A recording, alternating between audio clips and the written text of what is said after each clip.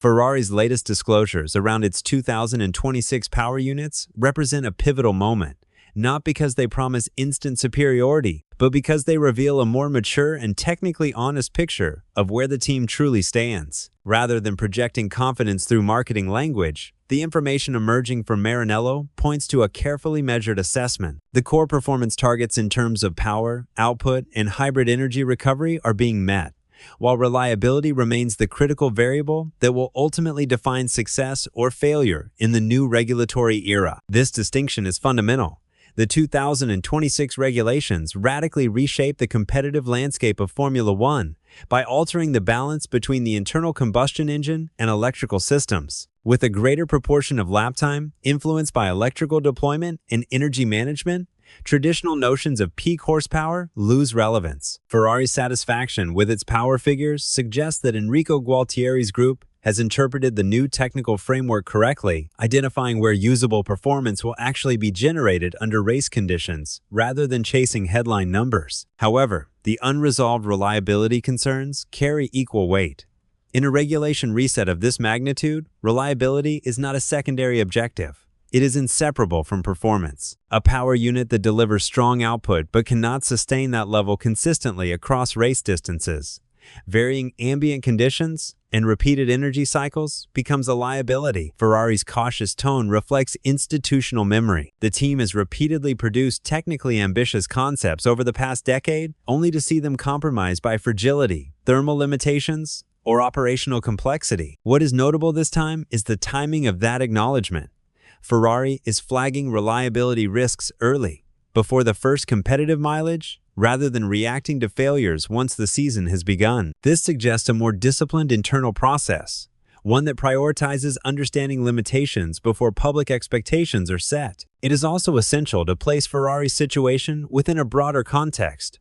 Every manufacturer entering 2026 faces similar uncertainty. The FIA's regulatory changes are extensive enough that even the most advanced simulation environments cannot fully predict real-world behavior. Battery, thermal management, vibration, harmonics, cooling efficiency, and electrical stability only reveal themselves when complete systems are run together under sustained load. This reality explains why the initial Barcelona tests will be conducted behind closed doors, focused on data acquisition rather than performance comparison. Ferrari's development strategy during this phase appears deliberately conservative and methodical. Rather than pursuing aggressive peak performance targets, the emphasis is on understanding how the power unit interacts with the chassis as a single entity. This marks a departure from previous cycles, where departments often progressed in parallel before integration exposed conflicts late in development. The 2026 project is being treated as a unified platform from the outset. The early decision to assemble the power unit alongside the chassis is one of the clearest indicators of how Ferrari has restructured its development logic for 2026. This is not simply a matter of efficiency, but of risk control. By bringing incomplete engines into the chassis environment at an early stage, Ferrari allows engineers to confront packaging constraints, cooling demands, and structural interfaces, while solutions are still flexible. In previous cycles, these compromises often emerge late, forcing aerodynamic conservatism. This time, Ferrari is attempting to eliminate those bottlenecks before they define the car's philosophy. The planned first fire-up between late December and early January is equally revealing. This milestone carries far more technical significance than its public perception suggests. The first ignition exposes vibration frequencies, electrical stability under load, thermal behavior, and interaction between subsystems in ways simulation tools cannot fully predict. Ferrari's willingness to commit to this timeline implies confidence in the fundamental architecture, even if refinement remains inevitable.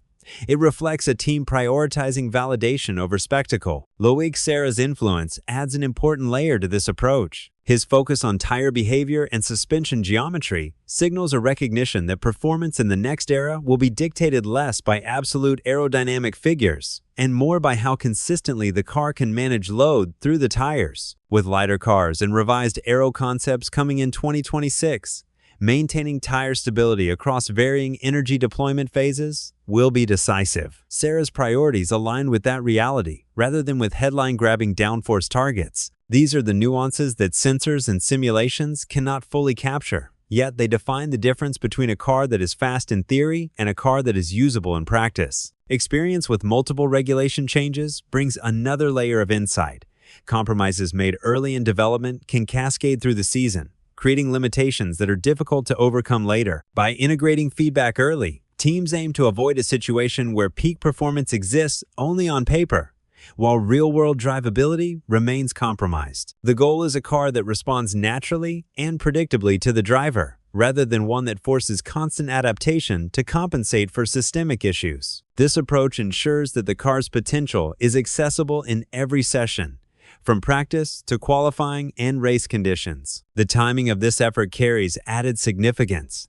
Regulatory resets represent defining moments for any team, as they set the foundation for future competitiveness. Success in these early stages reinforces confidence in organizational structures and development strategies. Conversely, difficulties can highlight weaknesses that may be harder to address once the season begins.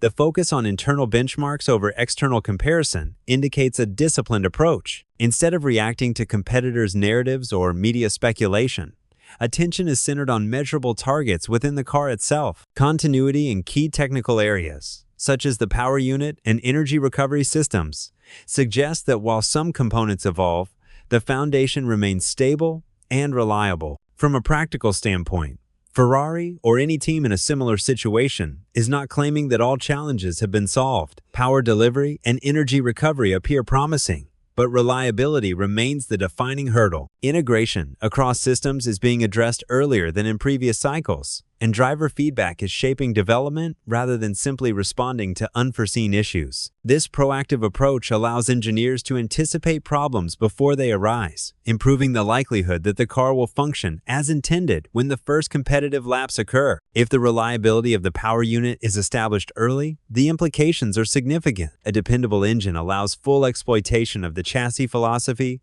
tire management strategy, and driver strengths from the very first session. Conversely, even minor reliability issues can compound, limiting performance and forcing the team to compromise on setup or strategy. In a highly compressed and competitive environment, these small differences are amplified, underscoring the importance of a stable technical foundation. The broader impact of this mindset cannot be understated. Success in a regulation reset is not measured solely by immediate speed, but by the ability to integrate technical and human factors seamlessly. A disciplined, realistic approach fosters long-term competitiveness and reduces the risk of early season setbacks. By emphasizing stability, integration, and proactive development, teams position themselves to capitalize fully on the opportunities that a major rule change provides. In a complex and challenging landscape, the change in approach may be just as important as any gains in raw performance.